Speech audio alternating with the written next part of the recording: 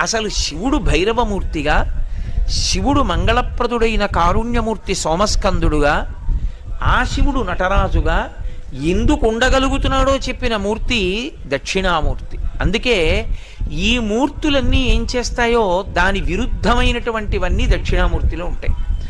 నటరాజస్వామికి ఇలా జుత్తుంటే దక్షిణామూర్తి జుత్తు ఇలా కిందకి వాలిపోయి ఉంటుంది. ఎందుకని? ఏమీ కదలకుండా తనలో తాను రమిస్తూ ఉంటాడు. అందుకే జుత్తు కిందకి వాలిపోతుంది. పరమశాంతమూర్తి, ఎంత ప్రశాంతంగానో ఉంటాడు. అందుకే అంతటి భైరవుడు ఆయన యందు శాంతమూర్తిగా అణిగిపోతాడు. ఇంత వేగంగా కదిలే నటరాజస్వామి ఆయన యందు అణిగిపోతాడు. ఇంతటి కారుణ్యమూర్తి అయినటువంటి సోమస్కందమూర్తి ఆయన శాంతములోకి